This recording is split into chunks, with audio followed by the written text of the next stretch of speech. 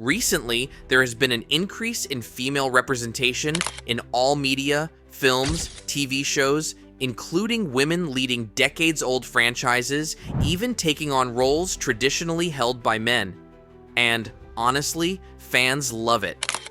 Even though it's a big change, they appreciate it and show up to support this new heroine. No, I'm kidding. Everyone hates him. And everyone is angry, and its reviews and box office sales are as bad as people say, no matter how Rotten Tomatoes tries to convince us otherwise. But why? Well, maybe because everyone hates women. No, that's not the reason. Turns out, 50% of the population is female. And what do you know? They're not going to watch these movies or TV shows. Is it because women hate women? No. It's because these movies and TV shows are, spoiler, so bad. And that's what we're talking about today. The problem with modern representation and woke women. Speaking as a brown woman, I need to say I have no sympathy for the new Batwoman, Rey Skywalker, the new female Doctor, the new Mulan, Captain Marvel, the new Charlie's Angels, Harley Quinn, and especially Commander Holdo, or what I call the purple-haired woman in Star Wars. I don't like them. Stay where you are and follow my orders. Jeez, especially Commander Holdo. No, when I think of badass women, it's Black Widow, or Rita Vrataski from Edge of Tomorrow, and Zoe from Firefly. Eowyn defeats the Witch King of Angmar in Lord of the Rings, and Wonder Woman enters No Man's Land. This scene makes me shudder. The reason I like them is because their abilities are clearly there but not mentioned. Gender is not brought up as any justification, excuse, or complaint. They are aware of their strengths and weaknesses and exploit perceptions about their gender. Like when Natasha Romanoff let Russian gangsters think they'd won when she could easily escape whenever she wanted. I love that they fight for things bigger than themselves, peace or justice, and the ultimate goal is not success alone, but the victory of good over evil. I'm a soldier, I volunteered. I won't run away. And I need to say what I like the most. They don't hate men. They are not threatened or brought down by men. Instead, they are friends and work together shoulder to shoulder as equals, and their power is not diminished by comparison. They are not here to destroy the patriarchy. They exist to do what is right. The creator of this new female character would probably say the same. If these characters do the right thing and give young girls a positive representation to look up to. But how do they do that? Let's look at the first mistake that woke feminism made, taking over an existing male franchise. A few years ago, it was announced that Doctor Who, the BBC program that has been a British staple for the past 6 decades, was the first to feature a female doctor. To say all fans are against this would be as wrong as saying all fans are for it. They were intrigued by this new direction, but worried that their favorite shows would be treated the same as Star Wars and Ghostbusters of the past. Get men instead of women and a lethal dose of identity politics. In recent years, the introduction of media hosted by women has not only been a support for women's empowerment and an opportunity to tell interesting new stories. No, usually it's accompanied by heavy talk about it's time and this is what we need. And while it sounds empowering, it actually comes across as self-congratulatory and distracts from why people tune in every week, the story and the characters. And this is the second mistake of woke feminism. It feels entitled to success. Remember when Charlie's Angels was about to be released a few years ago, and people were doubtful about what a good film it was, and here's what director Elizabeth Banks had to say. My plea is for men to be empathetic to watching films starring women, because I've been asked to see men's films all my life, and happily do so. I don't know why men don't reciprocate that. Female creators or male creators of shows that empower women may feel entitled to success, support, and fan loyalty. But that doesn't mean they will get it. Instead, such a sense of entitlement is often met with ridicule and ridicule. But of course, they don't think they are asking for the wrong thing. For them, it is their right. Wait, that's the definition of entitlement. But energy that is used up to demand success is energy that is not used where it is needed. And this is the next mistake of woke feminism. These characters, these examples for young girls, well, they're not that great. Fix that costume. That costume is perfect. Once it was used by a woman. Imagine the arrogance of taking someone else's job. Bruce Wayne here, a combat veteran who designed for himself. Imagine walking in and demanding the costume be tailored for you. And it's just perfect after being worn by a woman who doesn't do anything except be a woman. Sorry, am I supposed to like this? Am I supposed to look at this and praise it as a success and apply it to my life? Am I supposed to barge into people's offices while they're out eating and demand that the name on their door be exchanged for mine? Then there's this scene from Doctor Who, where the MI6 agent assumes the Doctor is a man. Makes sense considering the Doctor has been male for decades. Did the female Doctor handle it elegantly, with adults, and get the respect of the audience and everyone? I've upgraded. Hi.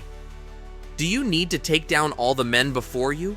Why do they need to kneel so you can stand? And that's the problem with this character. There is bitterness in them. They don't strive for anything big. They are driven by revenge and anger. I won't let men take credit for women's work. But you just took credit for Batman's work. So that's fine. This antagonistic behavior assumes men are successful just for being men. By that logic, there are no bad men's films and no male characters to criticize or dislike. That means Solo, a film about a famous beloved male character, should be well received, but it doesn't. I can't believe I need to say this, but success must be earned. Assuming feminism is woke, if you don't like this character, then you're sexist. This is the next mistake of woke feminism. There is no such thing as worthy criticism. No, every criticism of these extraordinary characters arises from bitter jealousy and a deep desire to bring women down. If you don't like her, it's because she has power, and we're more comfortable seeing women submit. Even we women who criticize them don't seem to realize the years of brainwashing we've endured, that a woman's place is one step behind a man, if not in the kitchen. The next mistake of woke feminism is its unwavering belief that they are saving the world. That men would be stupid, toxic bigots if woke feminists didn't validate them, and women would be helpless, knitting beside the fire and crying into their handkerchiefs, wondering when the men would return. That young women would have no role models without woke feminism, born of another false belief that you need to see yourself on screen, someone of your skin color and background, to sympathize with them. But humans are not like that, and imagination is not like that. Regardless, more representation of women is a good thing, and feminism has been great at doing that for decades, until woke feminism came out of nowhere, kicked traditional feminism in the foot, and said she came to the rescue. Remember when Captain Marvel came out and made $1 billion at the box office, and everyone was congratulating Brie Larson, and she was like, guys, women can lead films just as well as men? Oh my gosh. What pissed me off was there was no recognition at all about the past. It's as if Sarah Connor didn't stop the Terminator and Ripley didn't destroy the Alien. As if they weren't dominating the box office a few decades ago as badass action heroes. Strong female characters have been speaking well for their gender forefar longer than woke. Feminists would have you believe. But there is one clear difference between the two types of representation. These women on screen are not perfect superheroes. They have flaws, and they face difficult obstacles. And they fight, learn, grow, And as they defeat the enemy, we see ourselves in them and believe we too can overcome our fears.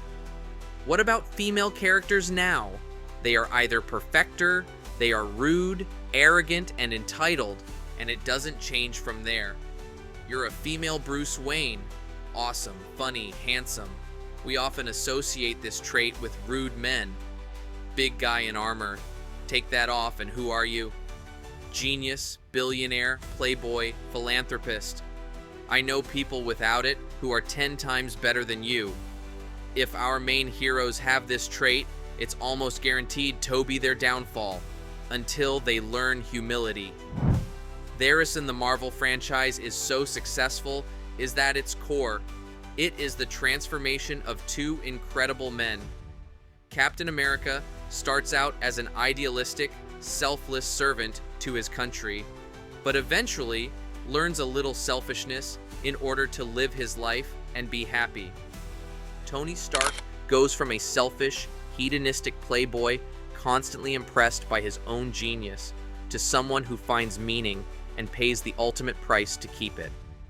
People can sympathize with them, see themselves in their struggles, and believe they too can rise above their mistakes and achieve greatness. But the modern woke heroine doesn't go through this traditional hero's journey. Mulan is no longer the scared girl, first taking up arms to protect her aging father, earn a place in the army, and the respect of those around her. No, in this version, Mulan always had chi flowing through her, and she was always destined to become the greatest warrior of all time. What holds her back is the expectation that women should not fight. Captain Marvel is the strongest Avenger.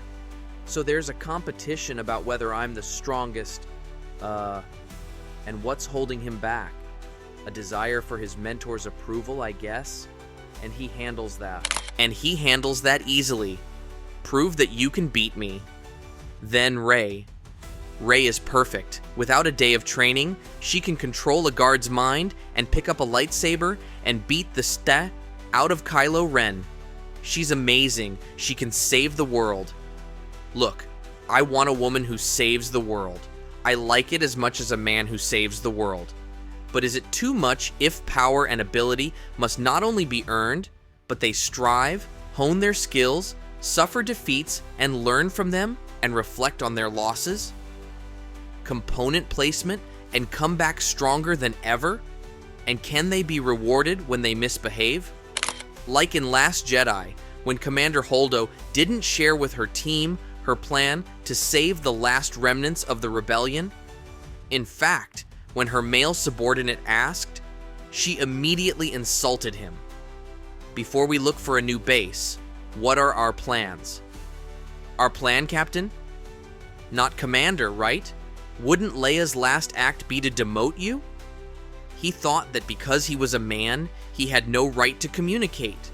This rebellion was almost wiped out. He's not here to fight with you. He wants to be useful. I just want to know what happened. Of course you want to. I understand. I've had a lot of dealings with reckless brats like you. You're impulsive, dangerous, and the last thing we need right now. Stay where you are and follow my orders. This is not good leadership. This is childish. Expecting your team to blindly follow, and if they don't, it's because of their toxic masculinity. And she died a hero, and everyone was like, yay, we should always believe women, even when they're bad leaders. Can Hollywood make better villains than society? I love the first Wonder Woman movie, because even though Diana is indeed a godslayer, she doesn't immediately become a fighter. No, she trains hard with great female warriors and takes hard hits. When we see her beating up German soldiers, we love that because she trained with blood, sweat, and tears to be that good. How about the second movie? Well, they took it all back a woman 3 times her age and lost because of a small detail. So she was a prodigy all along? Why did she need to train as hard as she did in the first film when she was a teenager and an adult? The problem with these perfect princesses is that it's impossible to sympathize with them. That is not me. I am not perfect. I wasn't born with magic that allowed me to kick spears at enemies. Excuse me, and if the lesson here is that every woman has inborn abilities which are suppressed due to societal restrictions, that's a bad lesson, because it teaches women we don't need to learn. We are born with everything we are capable of, and we just have to trust and listen to women and ignore men. They are only interested in sex and bringing you down. I guess my question here is, what are woke feminists after? Are they fighting for equality? If so, why do all their TV shows and movies tear down men and prop up women as perfect? Oh, I'm back to normal, right? The only time I was a man in that last body. God, how do you deal with all that ego? And if this is equality, why do they teach women the worst lesson, that women do not need to be criticized? There is so much growth that happens when we are criticized. Yes, not all the criticism we get is true. Sometimes it arises from jealousy or fear, but criticism is necessary for growth, change, to adapt for the better. Teaching women you don't need to grow, you don't need to change, the world owes you success, the world needs to accommodate you, that you can be arrogant, assuming every man in your life is a sexist bigot, and that if they challenge you, it's because they want to bring you down. It's as if woke feminists don't want us to be the best versions of ourselves, but instead become the worst version of a man. All the bad things we accuse men of, being arrogant, bigoted, or unpleasant. I think Brie Larson is an example of this. She is the true embodiment of woke feminism. I did my own stunts because I thought that's what everyone did. Tom Cruise there? No, I'll be me first, not the next Tom Cruise. Thank you very much. Wow, I mean, he does his own stunts, you know? As someone at the peak of her career, Brie Larson doesn't take the opportunity to credit unsung filmmaking heroes like her stunt double, but instead needs to let everyone know how great she is. Trying to be the best person I can be and using this platform. What is a personal attack? In closing, this is not feminism, this is toxic femininity. But what do I know? It's possible that I've been brainwashed for years by the patriarchy.